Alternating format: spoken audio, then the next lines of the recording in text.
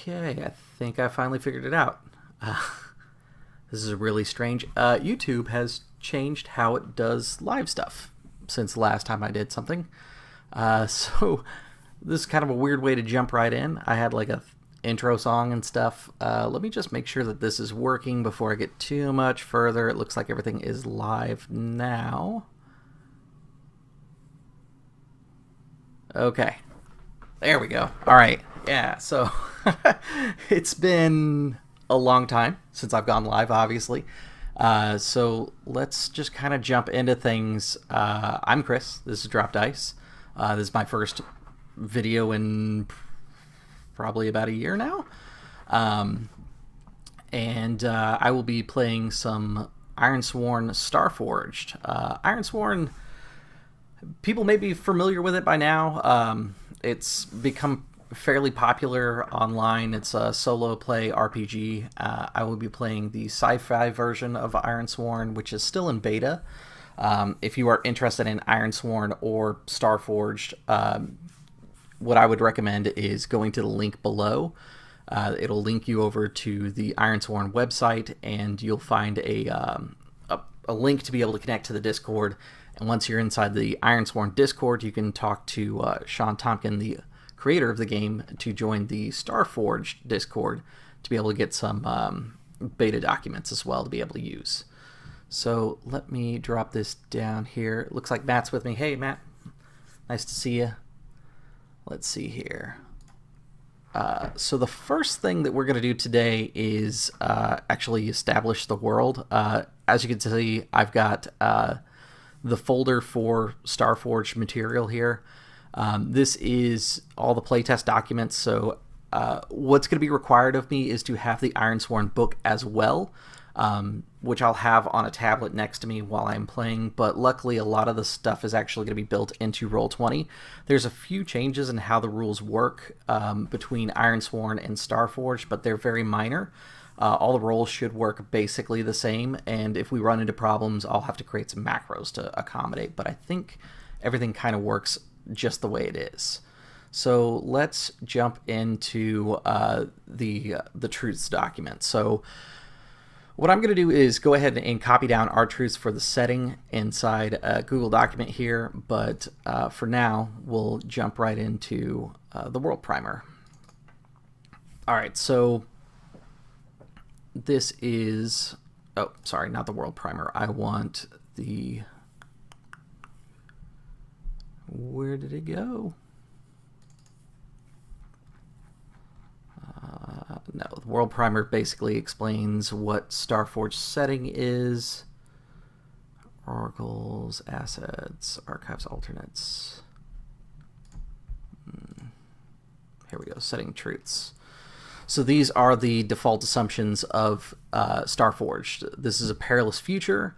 It's a lonely future. This is a diverse future, far-flung future, unexplored future, retro future, which is kind of the thing that really got me more interested in Starforged.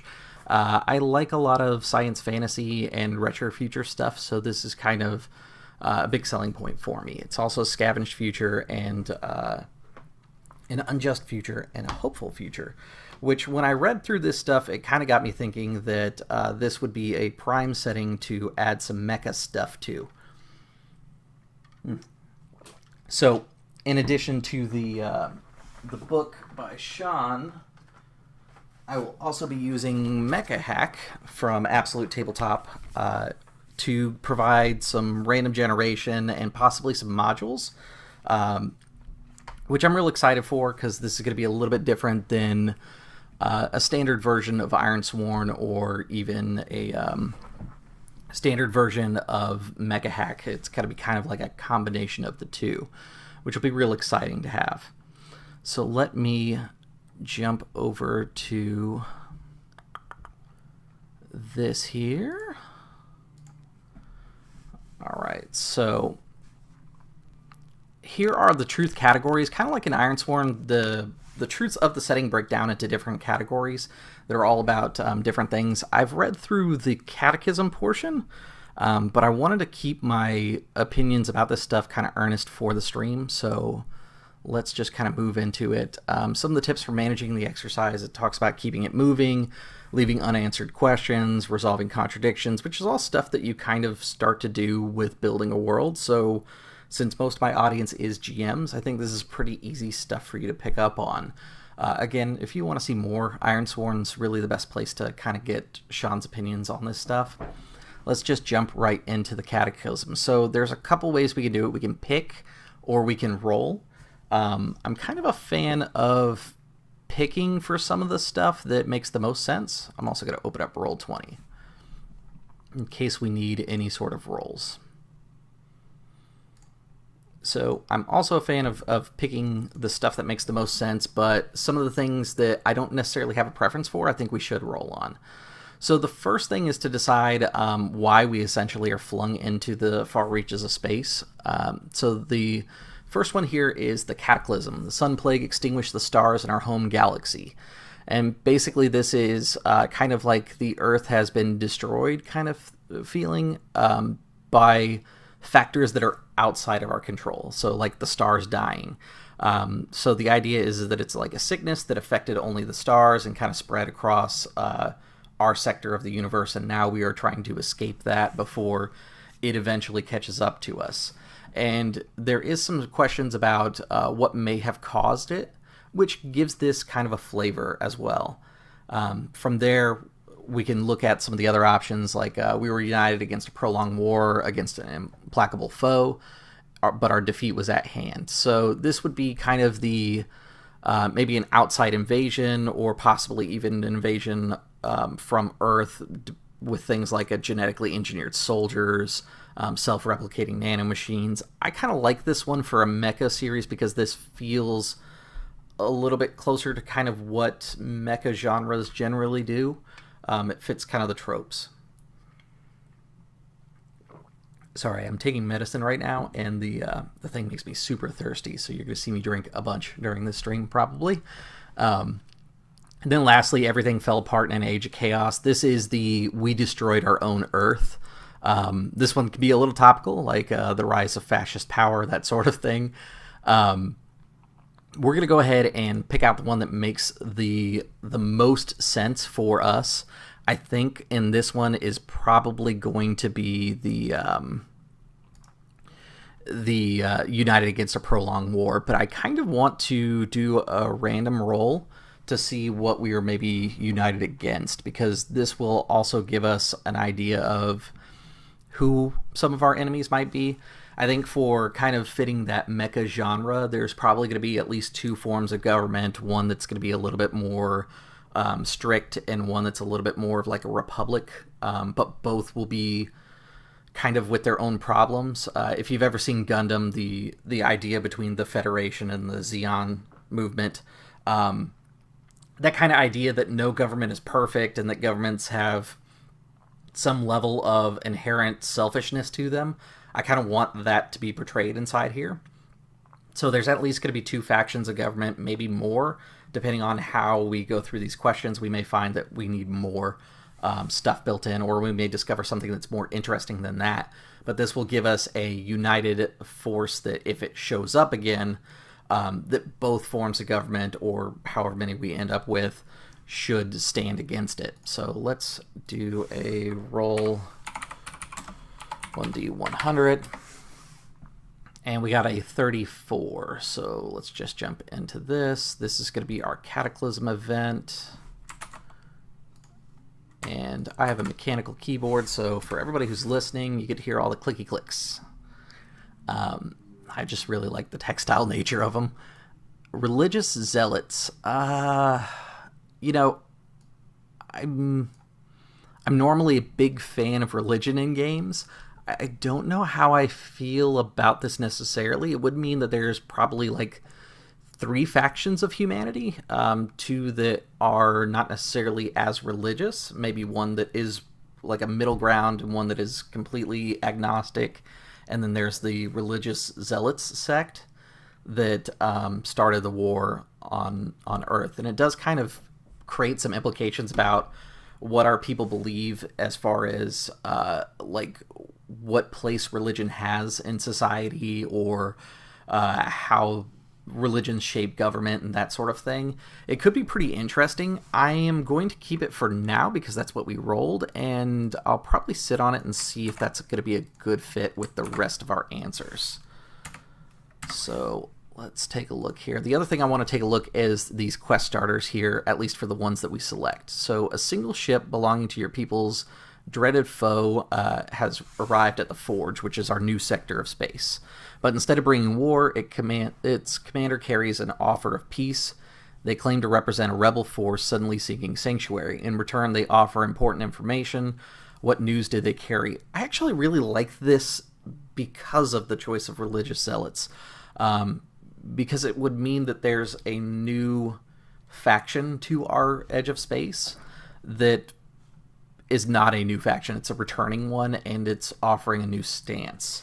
So I'm just going to go ahead and copy that over here as well, just because I want to have that inside the document for when I need it. And move that over. All right, perfect. And when I get done with this document, I'll actually have it available for anybody who's interested in looking it over to see what we got as far as our character creation for the world and stuff like that. So the next bit here is the Exodus. This is our journey out to the Forge. So let's look at some of these options here. This is where all my stuff starts to become less familiar. I did read through that first section, but after that, like I said, it's all kind of new to me as well. So let's jump right into that. So we've got, guided by an ancient map, the refugees set off for the Forge. During a 2,000-year journey, they were held within stasis pods aboard massive sleeper ships.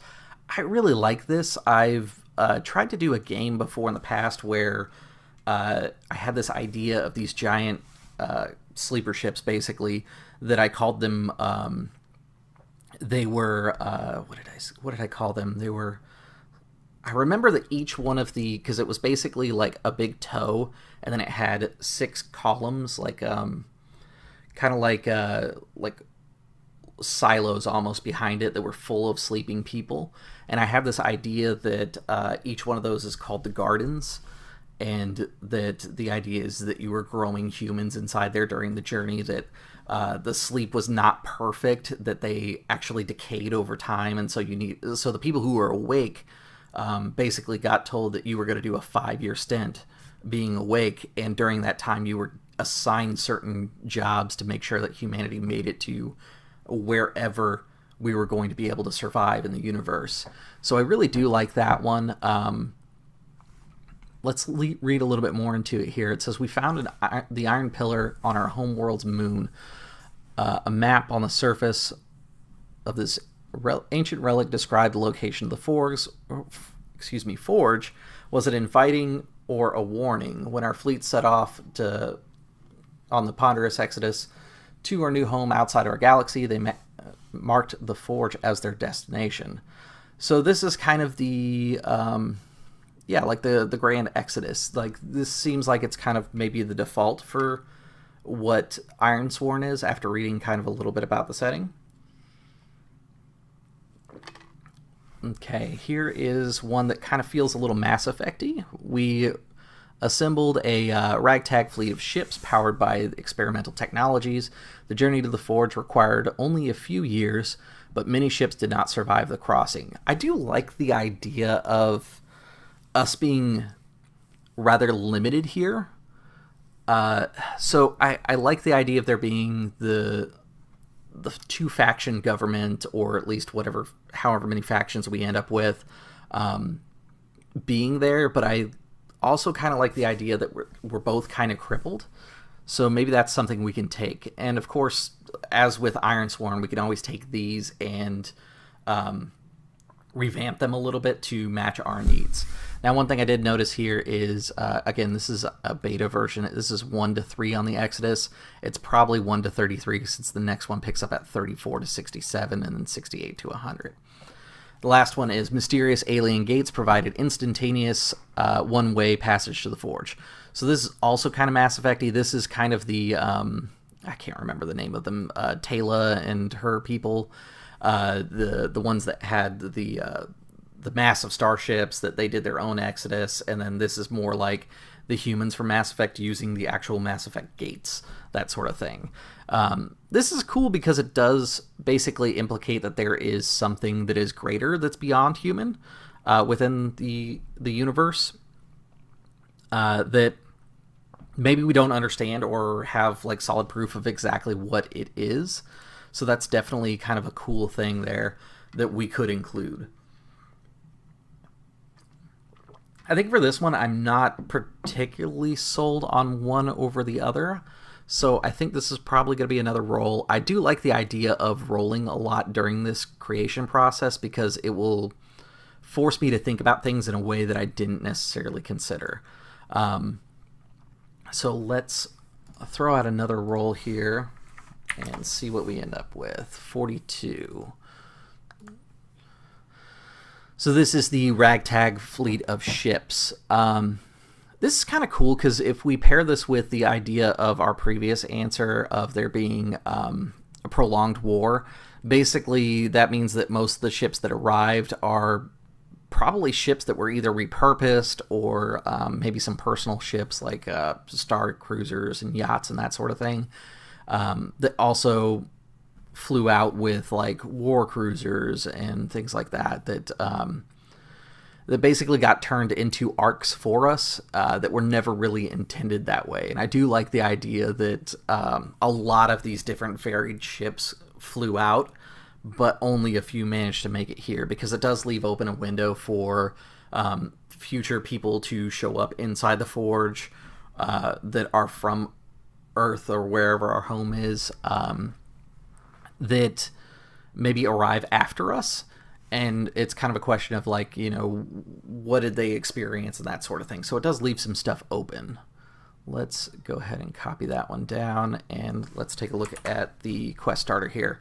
So a malfunctioning drive sent one of the refugees' ships through both space and time. Centuries later, they finally arrived. For them, only a few weeks have passed. Why are these people mistrusted? What will you do to help them find a home? So this is kind of the same question I had. The other thing this makes me think about is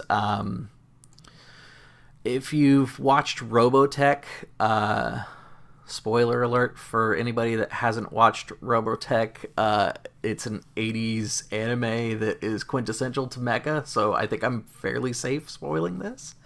But the bad guys are humans in the end.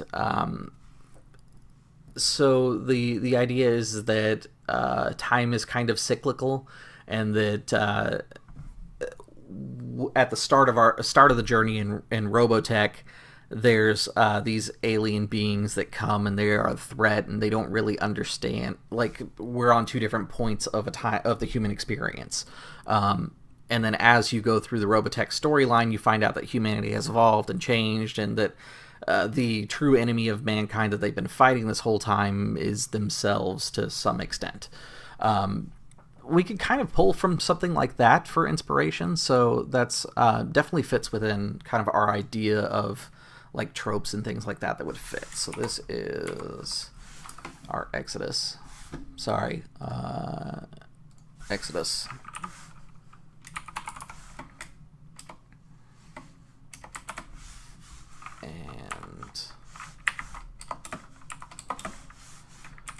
And then I also want to include our quest starter because we may end up using some of these for our character.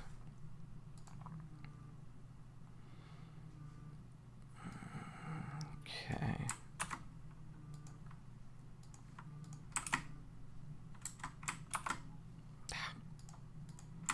There we go.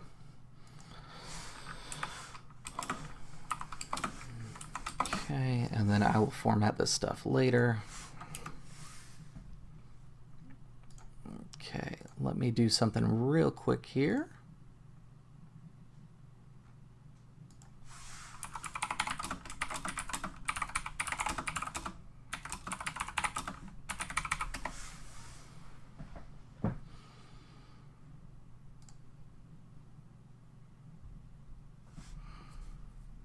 Okay.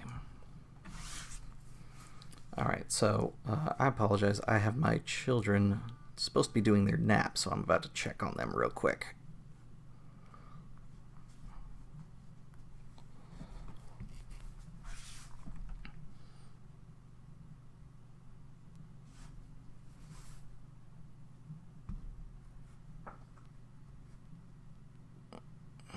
Oh boy. I have to be right back because my son has decided to climb out of the crib. I apologize, but for now, I guess enjoy my I'll be back screen here. I'm having a little bit of fun with this stuff. If you cannot hear music, please let me know because there should be some music here.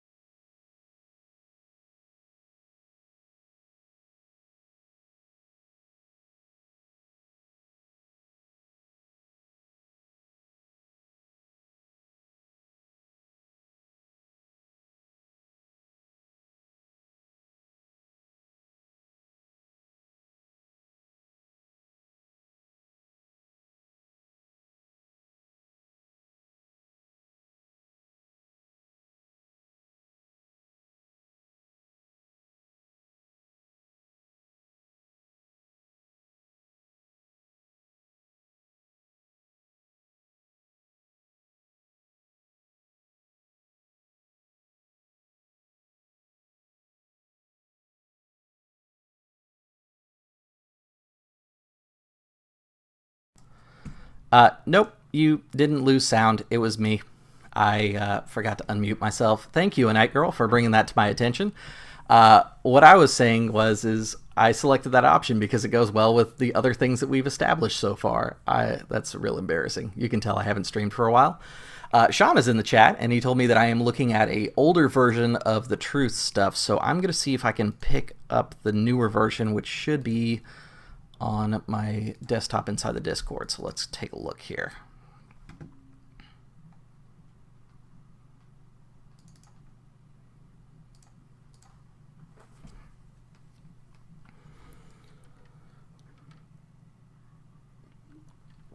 I'm looking for launching your campaign. Let's see here.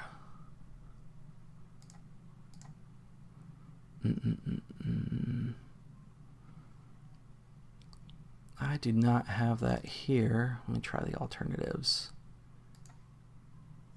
And that's archives. Let's see what we've got on the Starforged stuff here.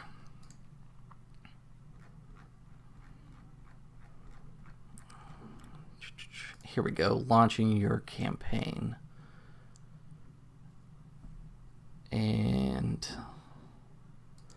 so because I mentioned that this is a beta, basically as I go through and things are updated, things will update inside the game as well.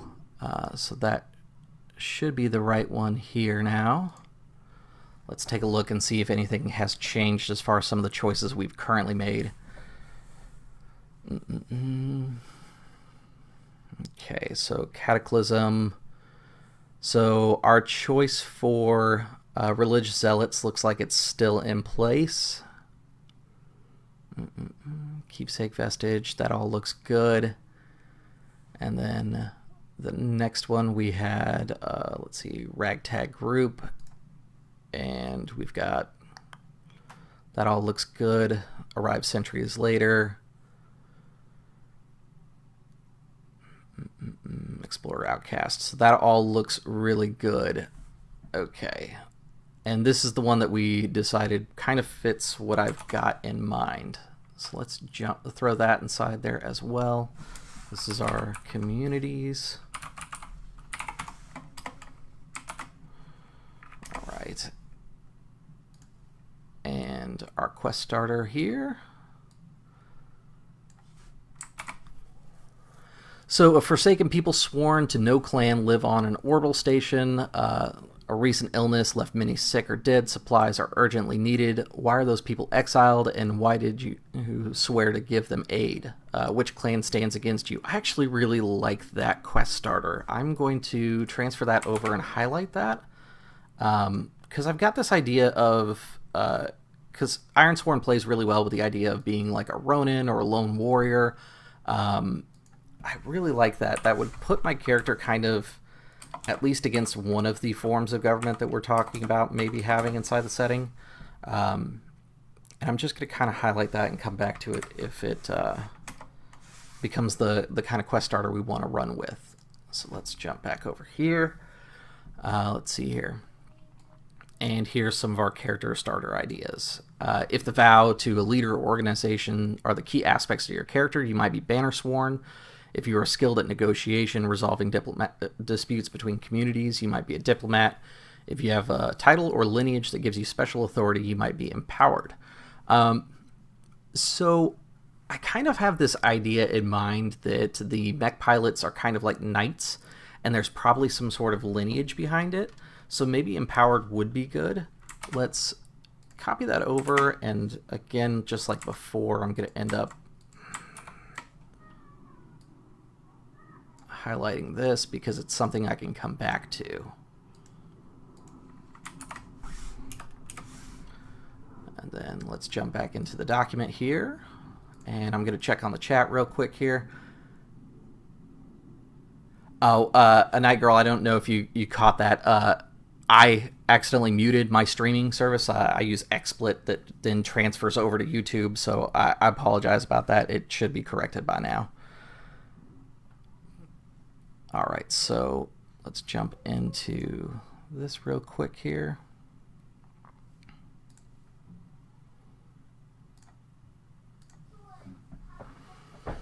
All right, so the next bit is our iron. This is going to be more about like our vows and stuff like that. I've already picked one because when I page through here, this is what really sold me on Ironborn 100%. Again, I like the idea of them being knights, so I'm going with we wield iron blades and bind our honor to them. I love this idea, especially the details here.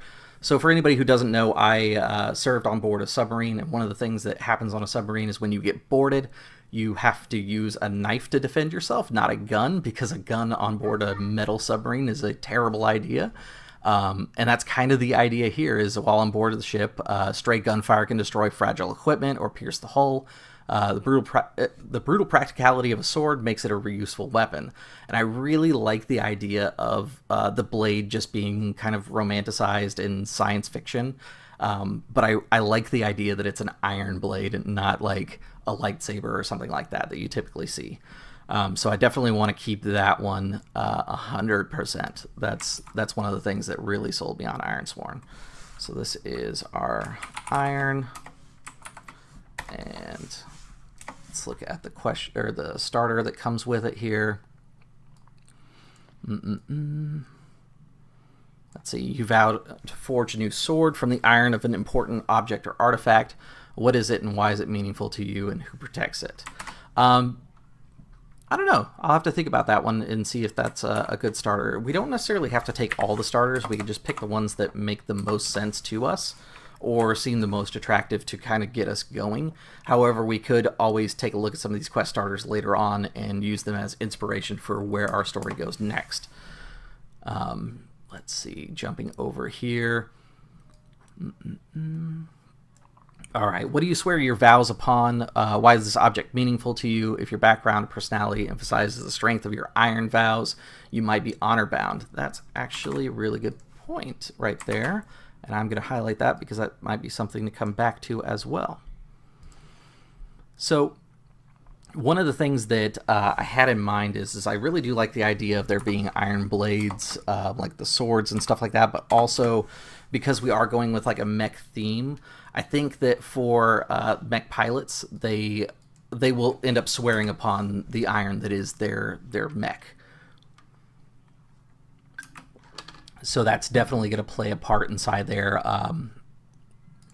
Whenever we have to swear a vow, I want to do it either on the sword if the mech's unavailable or on the mech. That's definitely kind of where my headspace is at on that one. Again, I'm just going to check real quick on the chat here. All right, perfect.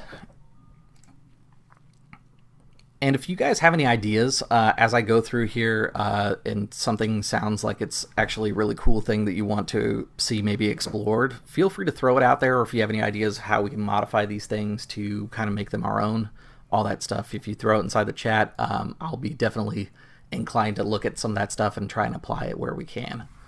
So the next bit is the laws. This is the part that I've been kind of skirting around. I have this idea that I want a few governments in place at least, and we've got kind of a little bit of that established, but this will help kind of refine that idea a little bit. So jumping right into the laws section. All right, so much of the settled domains are lawless frontier. Criminal factions and corrupt leaders often hold sway. This is kind of your edge of the empire kind of feel. I'm not sure if that's exactly the way I want to go. Next one here is laws and governance may vary across settled domains, but bounty hunters are given wide latitude to pursue their contracts. Their authority is almost universally recognized and supersedes local laws. I kind of like that because with the idea of being mech pilots that are leftovers from a war that destroyed our home planet, that means that these bounty hunters are probably mech pilots. There's a little bit of latitude that's given to them just because they have these great war machines that they still pilot and maintain, so that might be a good way to go. The next bit is our communities are bound. I'm sorry, I think my child is yelling for Paw Patrol right now. Let me go settle that real quick. I apologize. Let's get him squared away real quick. I'll be right back. Thank you.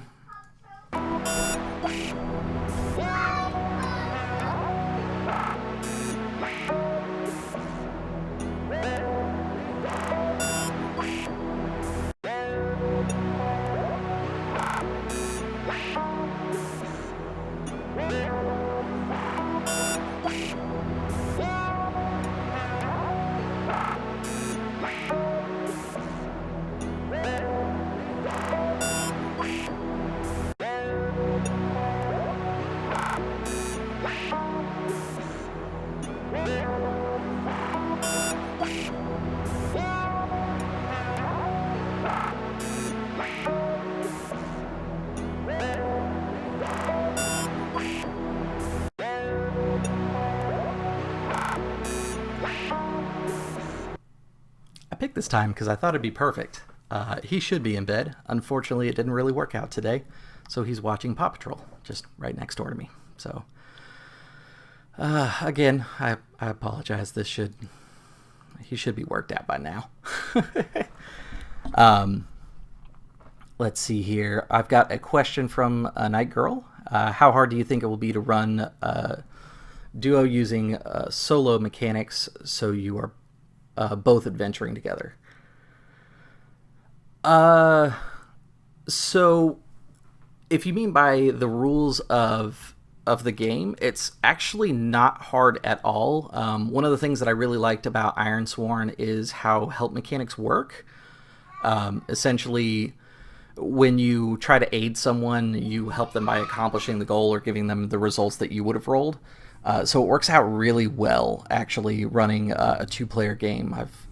I've seen on Adam Kobol's channel before he kind of shut down, he has 2 sessions that he did with Blue Jay, who's another streamer, and it works really well, actually. It's a little bit less daunting when you have more players inside the game, it seems. So that's definitely kind of cool here about the mechanics of the game. So let's get back into the questions here. Okay. And then our last option is our communities are bound under the terms of the Covenant, a charter established after the Exodus. The organization called the Keepers is sworn to uphold these laws. This seems like kind of your Blackguard, that sort of thing. They're overall protectors of the realm. This is kind of a cool way to go. It might be more interesting because so far I've been thinking about it in the terms of like there's multiple forms of government. It might just be one form of government with multiple factions that are behind the control of the Keepers under the terms of the Covenant. Like maybe when we left Earth, we decided to do away with war, so we came up with the Covenant and arrived inside the Forge, and we've established a single universal law system that should protect everyone. But within that Covenant group, there's a faction that was part of this group and a faction that was part of that group, and there's a little bit of vying for power within the actual organization itself. I'm kind of split between either the idea of laws and governments exist, but mech pilots are kind of outside of it, and the idea of the Keepers. Simply because both of them give kind of like a little bit of leeway for us to be able to just kind of pilot a mech into a city and that sort of thing, which fits kind of the themes of the game that we're looking at the moment. Let's take a look at the chat and see if anybody here has an opinion. Because I'm not really sure which one might be the best one to explore, or might be the most interesting to explore. Both of them sound really great, actually.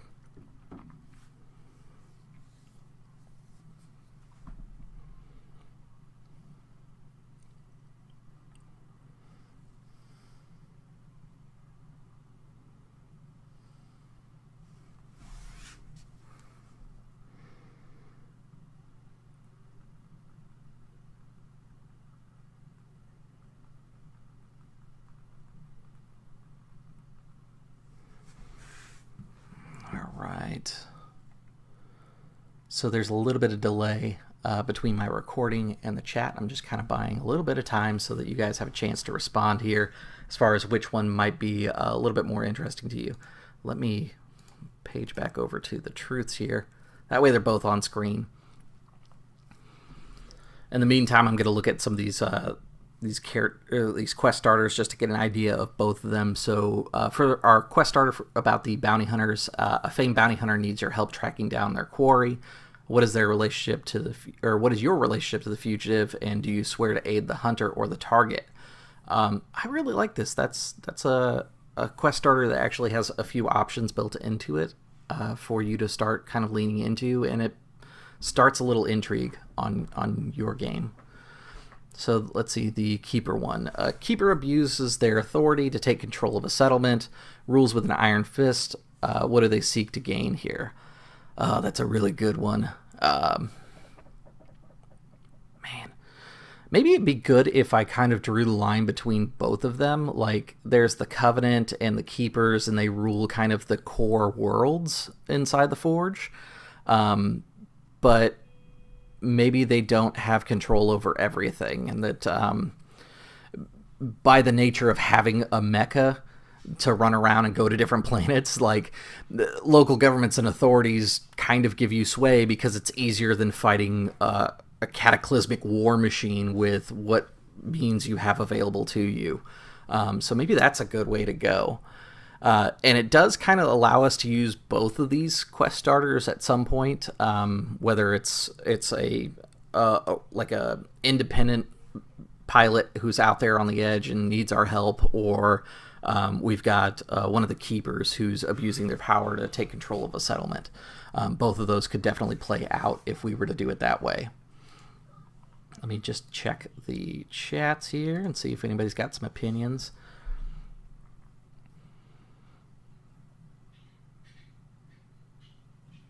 Okay, so it looks like a Night Girl said that she likes the Bounty Hunter quest starter. I do as well. I really like the idea that it's kind of built in there for a little bit of intrigue, and the flipping sides is definitely kind of an attractive option. And then I think drawing lines will help you play and will be less muddy. So that's a really good point, a Night Girl. Picking one of these rather than kind of merging them might be a little bit better for the play of the game. I think right now I like the idea of there being local laws and governments, but again, the mechs being these ancient war machines that when it arrives on your planet, it's easier just to let it do its thing. And I think for the most part, there's going to be worlds where bounty hunters don't really have to pay attention to the governments or what they want, but it's expected that you do that sort of thing. Whereas if you go to a different settlement that happens to have a pilot or two that are on planet that are part of the government there, maybe those ones you have to deal with the other pilot and understand that, you know, you might have someone that steps in your way. That might be a little bit more interesting to lean into that direction. So let's go ahead and take that one here.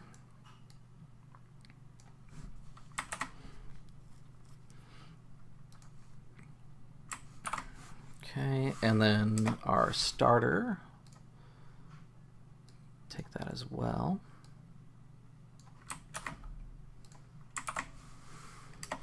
And the aspects of making a character. If you chase down outlaws, you might be a bounty hunter. If you are on the run yourself, you might be a fugitive. If you're skilled at getting in and out of protected places and systems, you might be an infiltrator. If you have connections within the criminal underworld, you might be a scoundrel. So keep all that stuff in mind. Bounty Hunter might be good. I'm still kind of leaning towards Honor Bound, but like I said, we're not going to rule anything out just yet because we're still kind of taking shape as far as what our game's going to look like. Religion. So keep in mind here as we get into this one, we've got the religious zealots that led to a cataclysmic war that destroyed Earth. So there are definitely some stuff that we can kind of bring in here. The most logical answer is probably going to be this first one here. Our gods failed us. We left them behind. With this kind of an option, it means that like we have that religious holy war back on Earth or Terra Prime or whatever we're going to call it. And essentially when religion failed us, we decided to turn our backs on the gods, which would be the way that I would go. Instead of saying that the gods necessarily failed us, I think it's structured religion basically burned that bridge with humanity, and that the idea of religions and gods, we've come to the enlightenment point that we understand that like diversity in religion is what caused our destruction, and so it's better to not have religion. I think that's probably how I would probably spend that one, that being the most logical one. Our other options are our faith is as diverse as our people. If we went this way, it would mean that like we didn't necessarily learn anything from our religious war. In fact, it fractured us even more. There would be more people of fractional religions. We would have stuff like Lutheranism developing because we thought that the Catholic Church was doing it wrong, that sort of thing. We would have a lot of like second or third version of or generations or iterations of that religion. I normally like that sort of stuff inside my games, but I don't think I want it here. And then, let's see here, the 3 dominant religious orders, the triumvirate, battle for influence and power within the Forge. This kind of fits, but it's more religious of the themes that I'm going for so far. With the idea being that there's a few major powers that are fighting for control. But again, I'm not entirely sold on having religion here. I think we've got enough stuff that feels right now as far as like who's vying for power without getting things too muddied up. So I think I want to just stick with our gods failed us and we left them behind. And then I'm going to put a little caveat here saying structured religion is what failed us.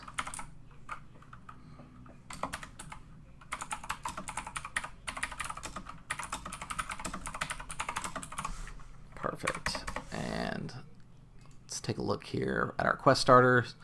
So a charismatic leader claims to have harnessed a technology which offers a new hope to the people of the Forge. What is this innovation? What is your relationship to this person or their followers? What grave danger do they pose? So that's a pretty standard quest starter. I'm not entirely certain that's one that I want to pursue. Again, we don't have to pursue any of them.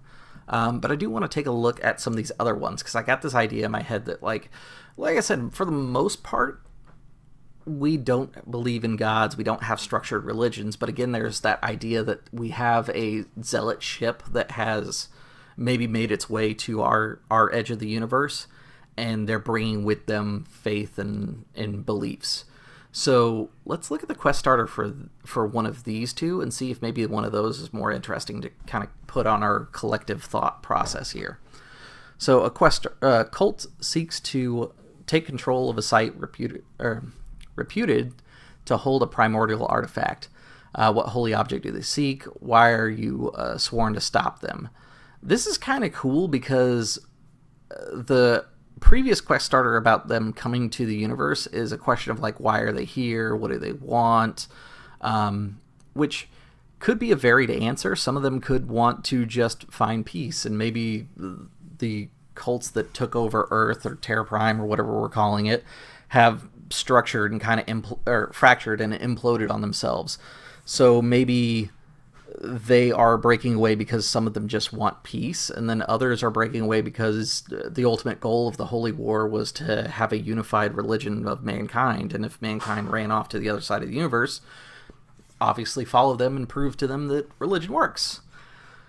Let's take a look at the other one here. You bear one of the mark of one of the gods of the triumvirate. What is it? Priests declare you as a sign chosen to fulfill destiny. Do you accept this fate, swear to see it through, or do you determine to see it undone? What force opposes you? I'm going to avoid this one. This is a trope that you sometimes see in mecha, because again, we're putting the template of mecha on top of all this stuff, where like Kira from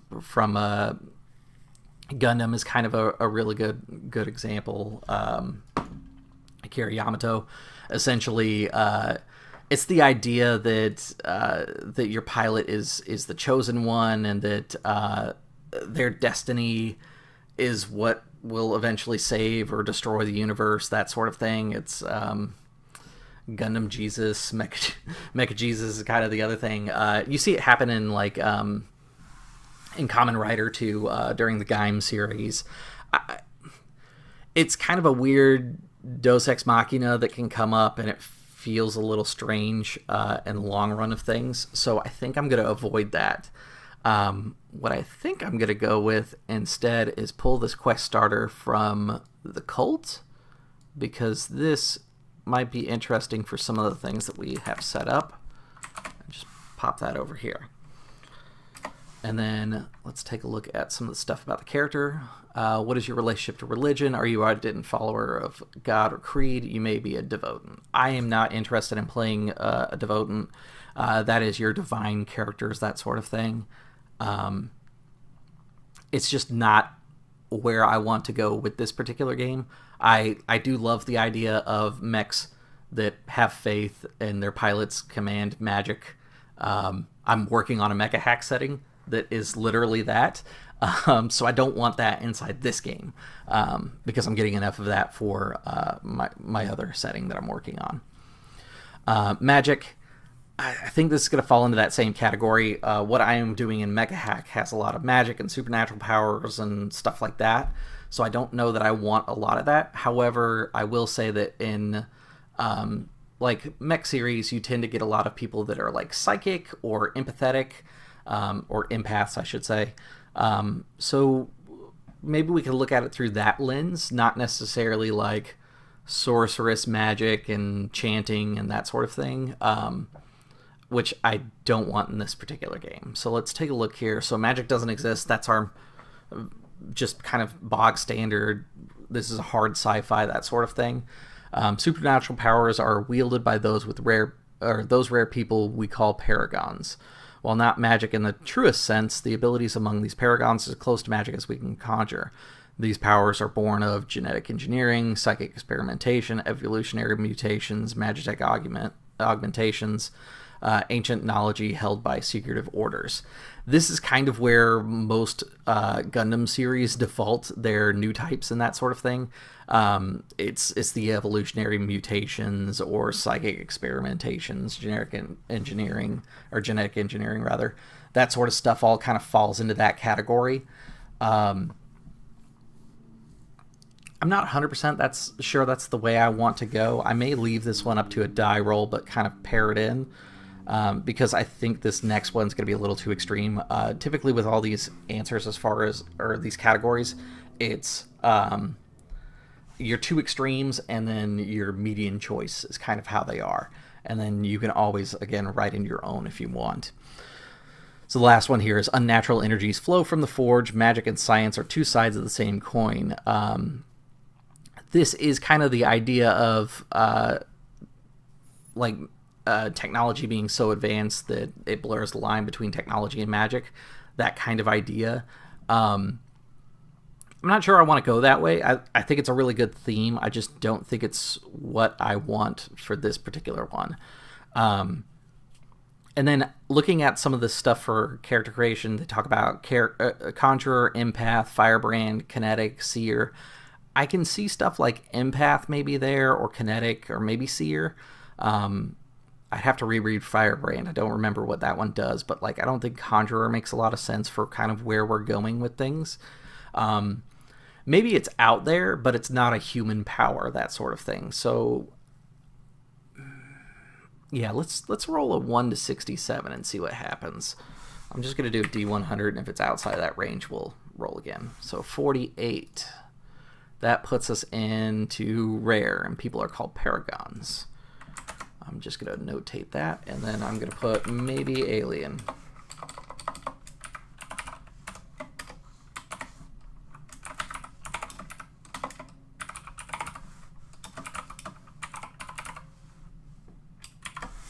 Question mark, and then I also want to roll on where these powers are born of.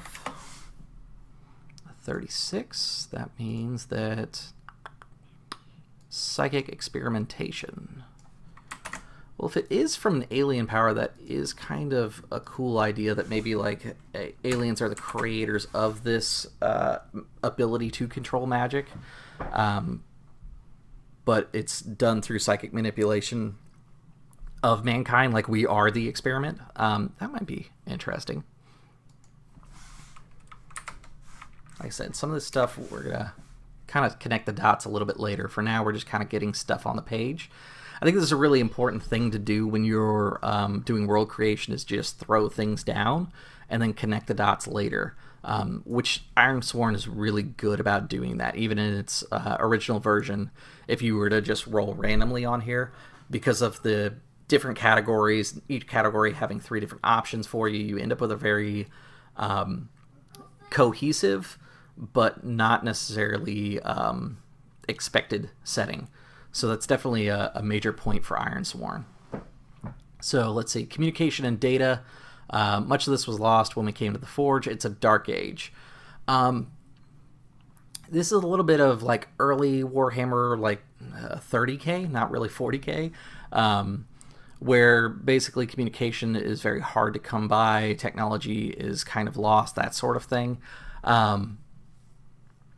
It's interesting, and there is a line in here that I think is worth kind of notating. The ships and outposts endure long periods of isolation, rumors or disinformation are used to gain advantage or undermine foes. I do like that because I do like a lot of intrigue in games, but I'm not sold on that one. So next one is information is the way of life. We rely on a guild of spacebound couriers, the heralds, to transport messages and data across vast distances between settlements. So I kind of like that. Let's see, what's the next one? In settled domains, a network of data hubs called the Weave allow near instantaneous communication and data sharing between ships and outposts. I actually really like the idea of somewhere in between these two.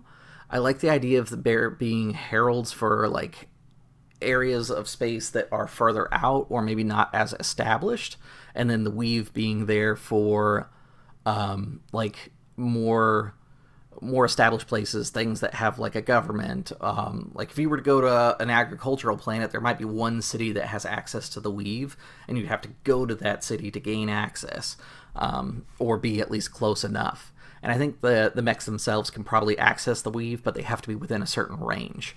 I think that's probably where I want to go with that one, because I really like the idea of heralds as well. Mainly because I'm a little attached to the idea of what happened when I was in the Navy, which is basically for a submarine, the only way to communicate is to stick your antenna up, or you could do a buoy. And buoys are interesting because essentially what happens is you tie a message to them, and then you launch it, and then it should be received by an ally force and decoded. However, it's just kind of out there transmitting, and after a certain period it stops transmitting, but the information is out there and available. So I do like the idea of there being like a buoy system as well out there. It's actually a real world consideration for how communication might work in long-term space travel as well, creating like essentially a buoy network, and the idea of like long-range communication using kind of mundane means like that.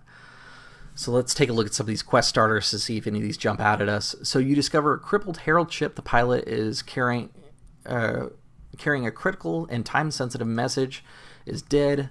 Where's the message bound, and why do you swear to uphold, or swear to see it to its destination? I actually really like that. It's a kind of a vanilla entry into Starforged, and that's what makes it kind of interesting to me, because this could lead into something else.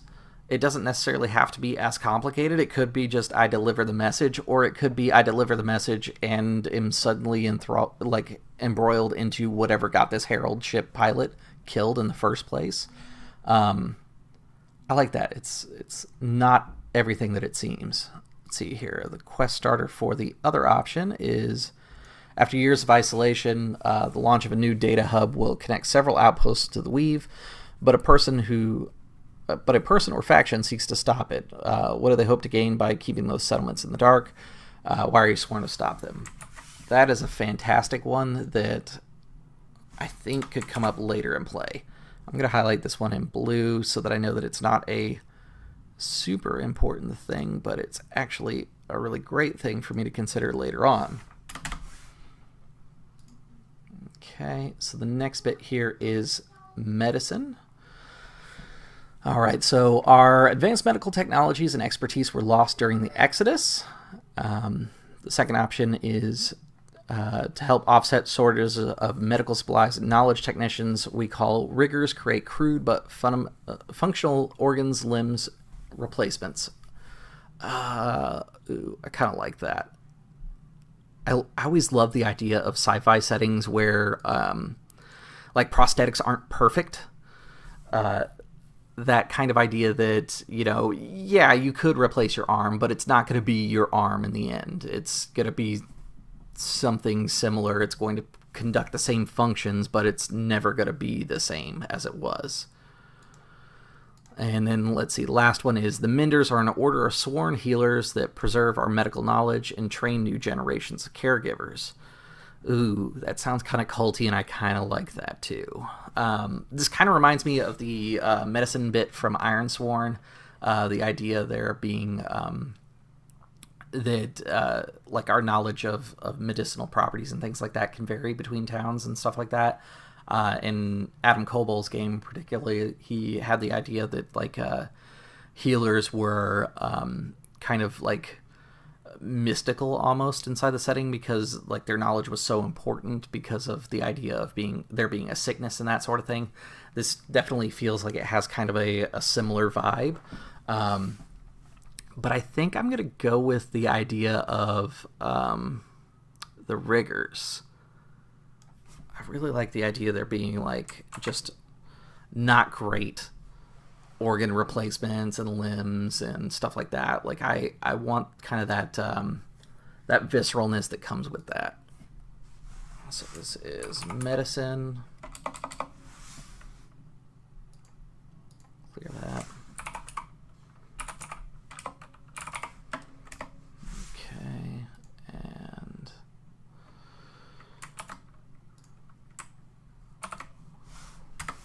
let's take a look at the quest starter here. Rigger is in desperate need of a rare technology or technological artifact to create a life-saving medical device. Their patient is someone important to you and won't survive more than a few days. What is the nature of this artifact and what protects it? I actually really like that quest starter. We're going to highlight that one too. I think what we're probably going to do is start with one of these quest starters and then just kind of let our game evolve as it goes along and see where our story takes us. Okay. Next bit here is about artificial intelligence, which is kind of a standard staple for any sci-fi setting. Let's see. So our first option is we no longer have access to advanced computer systems. Instead, we must rely on specialists called adepts. Our computers are limited to simple digital systems and most basic machine intelligence. This is because of these reasons. Adepts serve in place of advanced systems. They utilize mind-altering drugs to see the universe in dazzling lattice of data. Okay, so this is like the idea of the Matrix or the navigators from Dune, that sort of thing. Like, basically, our technology has evils associated with it, or like it's been known to create problems, and so instead there's now a group or a faction that controls that flow of information, and this would be the adepts in this case. And the mind-altering drugs, like I said, it feels a little Dune-like. I kind of like that one. Vestiges of advanced machine intelligence is coveted and wielded by those in power. Much of our AI technology was lost in the Exodus. What remains is under the control of powerful organizations and people. It's often wielded as a powerful weapon or deterrent. The rest of us have to make do with primitive systems. So one of the things that I am not a huge fan of when it comes to AI technology inside different games is, or rather different stories with sci-fi and stuff like that, is the spread of AI technology. It can be a little problematic if you want to do it in a realistic way. It should jump and should be able to be spread. There may be some control factors in place, like that there isn't a Wi-Fi network for it to travel across, but essentially once it connects to the weave, it becomes a problem, especially if it has kind of its own consciousness and wants to have its own goals and that sort of thing. The next one is artificial consciousness emerged in a time before the Exodus. Sentient machines live with us here in the Forge. This is definitely more of the like fully intelligent machines coexisting kind of vibe. I'm not super sold on it. I actually kind of like the Dune drug wielding adepts. I think that's probably a really cool one. Let's find out why we have adepts in the first place. So we got a 27. Let's see. The engines of the Forge corrupt advanced systems. Or the energies of the Forge corrupt advanced systems. I kind of like that, but at the same time, wouldn't these giant mech be considered advanced systems? So maybe that's not the best answer. Maybe it is. Let's keep it for now, and we'll see if it needs to be changed later on. I mean, we're narrating our own story here. If I say that it doesn't affect the mechs, it doesn't affect the mechs. Easy enough. This is our AI section.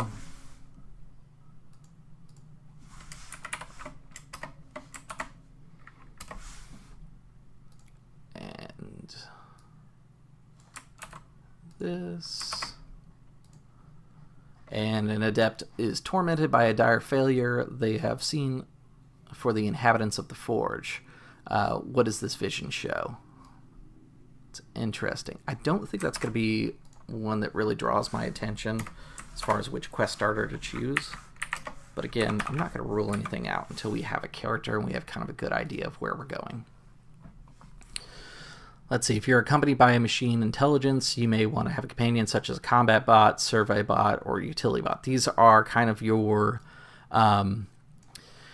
since most of us are probably at least a little familiar with Absolute Tabletop, I think of these as like your servitors that are following you around in their sci-fi 5e campaign setting. That sort of idea that they're these little bots, but maybe a little bit more intelligent than that, because they're more like extensions of your own character in that case.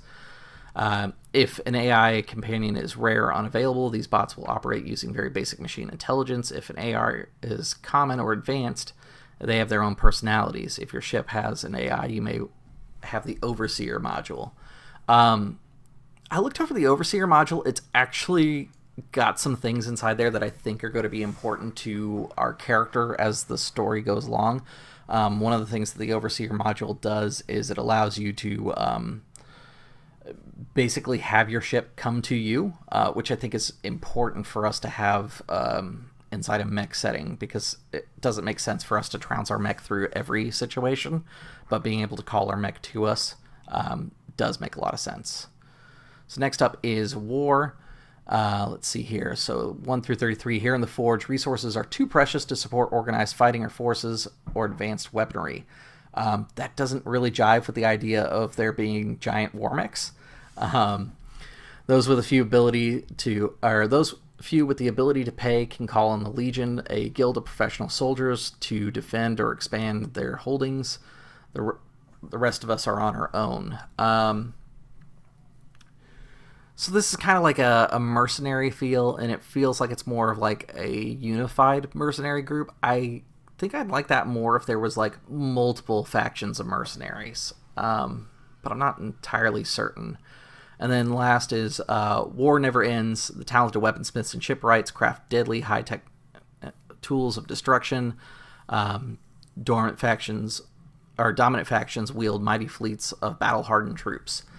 I don't think we're there either. I think we're somewhere in between the two of these, and I think I'm probably going to write up something that makes sense for this particular setting for War, which is we have remnants of the past war at our disposal.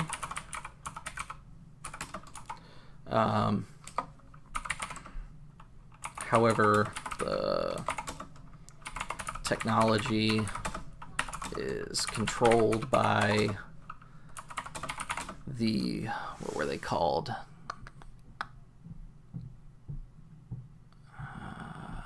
So we've got religion, medicine, or riggers, and then adepts. Controlled by the adepts.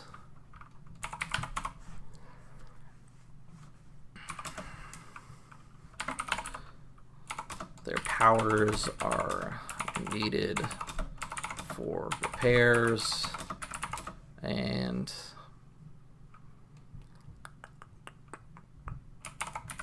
weapons updates, maybe.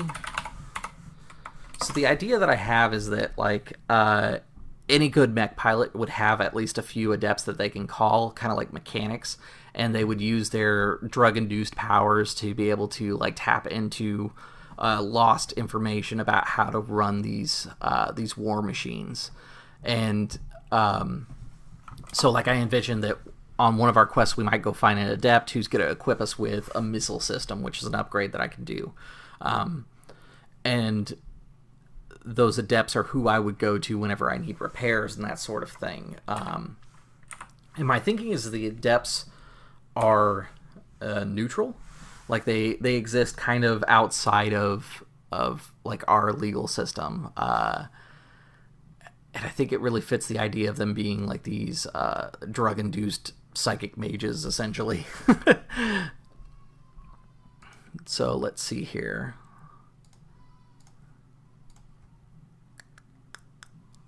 Let's see, have you fought in any wars? Their experience? Okay, this is kind of some stuff that may be important to me about who my character is because of war. So we'll highlight that too and come back to that. So today I'm just doing the setting stuff. I will build a character later on, and I'm not entirely certain that I'm going to do it online. I may just do it with the stuff that we've established here and then go into session 1, but we'll see. So we have precursors, lifeforms, horrors are all what's left here, and then we go into character creation after that, but we will do that afterward. So let's come over to precursors. This galaxy has a rich history over the aeons. A vast number of civilizations rose and fall within the Forge. This would give us a lot of like precursor technology, going into planets that already have abandoned civilizations in there and that sort of thing. Many civilizations never reached spaceflight. Some of their first tentative steps into the stars. Others achieved technology well beyond our own ability. All are long gone, crumbling ruins and silent memorials to the ancient lives. I do like that idea, but I still want the planets and stuff to be mostly accessible by the mechs, just because that's kind of the theme that we're going for. The second option here is centuries ago, two great powers fought over a cataclysmic war within the Forge. Their ruined outposts, scarred planets, and dead husks of warships are all that remain. Scavengers search those places for resources and technologies. The next option is the Ascendancy, a highly advanced spacefaring empire once ruled the entire Forge. Let's read a little bit more into that. Planetside ruins and spacebound derelicts of the Ascendancy hold ancient technologies and dangerous knowledge. What became of the great civilization in this perilous place? Is their fate to be our own? I like the idea of there being a previous unified empire, because it does kind of counterpose like the idea that our planet was split under different religious wars and that sort of thing, and now we are unifying into our own. And there was another race that unified into its own empire, so they're kind of like an analog to ourselves. Again, kind of a trope that you typically will see with mecha stuff.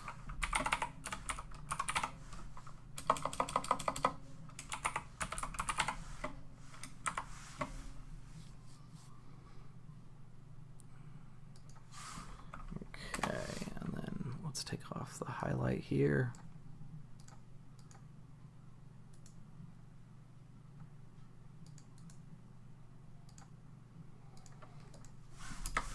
Let's take a look at the starter here.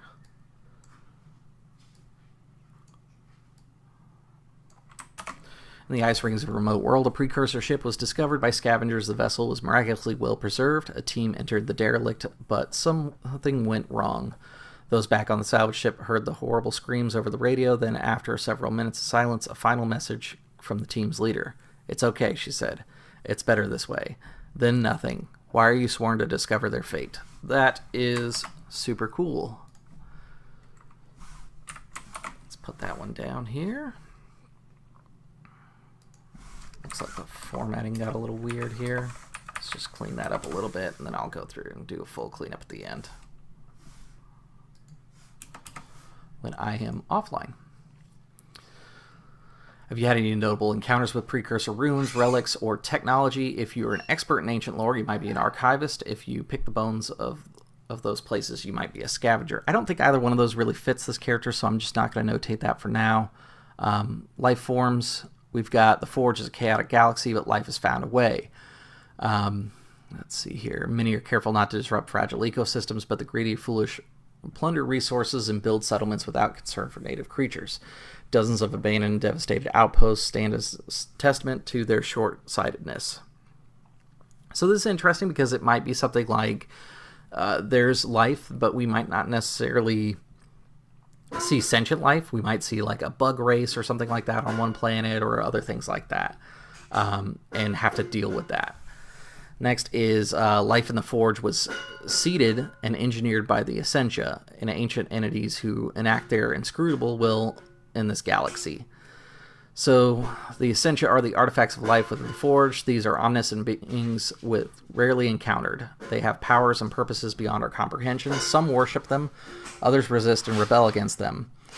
But trying to defy them... Okay, whatever's going on behind me, I've got to address that. I apologize again, and I'll be right back.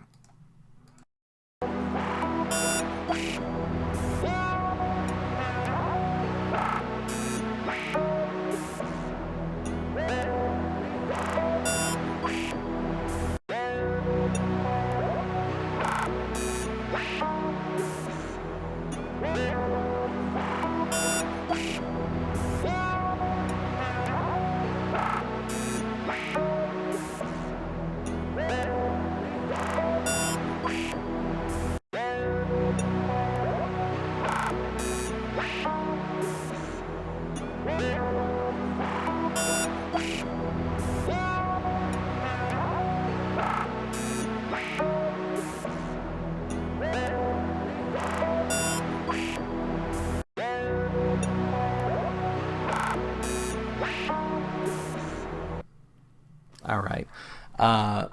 So I'm learning a quick lesson here. This is not the best time for me to record, so in the future I will decide what is the best time for me to record when children are ideally fully asleep on me instead of this.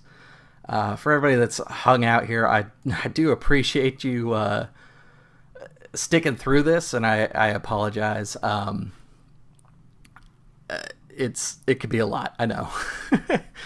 So checking the chat over here.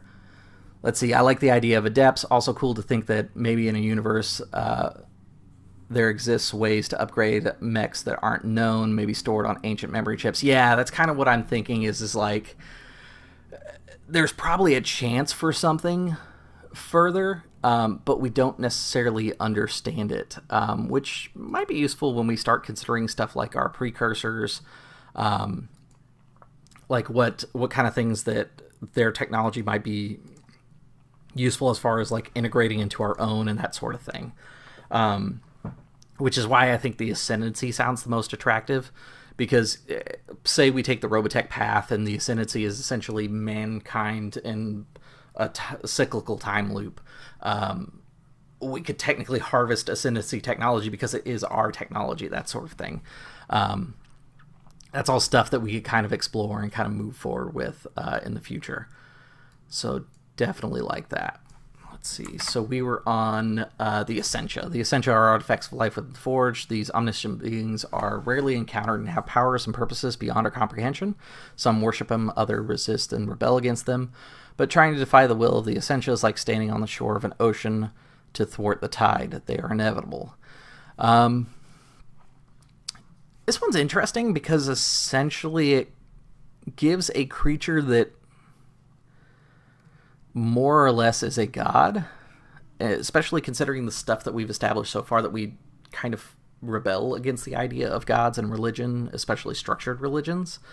There would be like definitely a scientific thing that says Essentia are a being that creates other beings that I don't know why I get the image of like a giant like space manta ray that has like a planet underneath its belly. I know why. It's because I've seen that on like Futurama or something like that. where it carries like the genetic material of everything, and that it floats around out there and it creates things like basically a tree of life that just travels through space and is this intelligent creature. That's kind of an interesting option. And then life in the galaxy is abundant but often corrupted. Many sites and planets are overrun by dreadful forge spawn. Life forms are found even in the most hostile environments in the vast emptiness between stars. Our settlements often struggle to coexist with native creatures. Our starships cruise with space-bound life forms riding in their wake. But the abundance of this also brings danger. The forge spawn are hostile creatures born of aberrant chaotic energies within the galaxy. This one's interesting. I don't think it really fits with what we're doing. Like, it could if we were to consider them a full threat to us and we were to have, like, our keepers going to war against them. I guess that makes a lot of sense. It would give more of, like, a mecha versus kaiju feel rather than, like, a mech pilot versus mech pilot type of thing. I think I've talked myself into the idea of gigantic space creatures with genetic coding that can create other things now. So let's just do that. Life forms.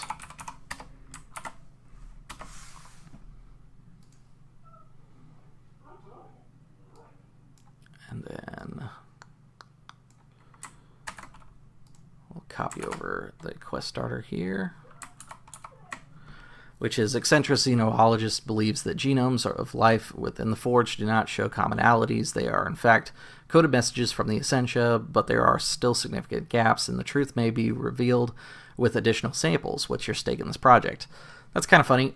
It gives me kind of like a collect-em-all Pokemon type of vibe. Not quite what I'm going for, but again, I'm not going to rule anything 100% out just yet. And then lastly is horrors. This is kind of your Dead Spacey type stuff. This picture right here is a really good example of like horrors within the universe. I'm not necessarily opposed to them, but let's take a look here. So put enough alcohol at a spacer and they'll tell you stories of ghost ships crewed by vengeful undead. It's nonsense. Most insist that horrors aren't real, but spacers know the truth. It's kind of the idea that there is something worse than death out between the stars. See, like supernatural occurrences and entities especially common near white dwarf stars, stellar objects. It's the idea that like celestial beings have some sort of supernatural bit to them. And then strange energies of the Forge give unnatural life to the dead. Soulbinders are an organization sworn to confront these horrifying entities. So I like the idea of either we have no undead or we have a bunch of undead. One of those options both sound good. I don't like this middle space. I think this might be a good time to do a roll, and we'll ignore 34 through 37 or 67. We'll ignore that, and then 4. So it looks like we're going to go without undead. Yeah, this was a terrible time to do this recording. I apologize, and hopefully this will not be the case next time I do this.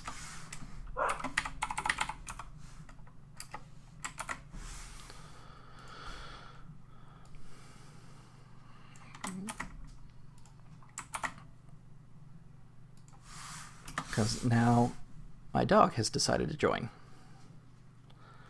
Then experience combating supernaturals. Do you specialize in battling the undead or monstrous forces? You might be a slayer. If you're spiritually connected to the dead, you might be spirit bound. So there is our world seeding questions. After that, we go into character creation. Character creation is pretty bog standard, it looks like, as compared to like what it was for Ironsworn.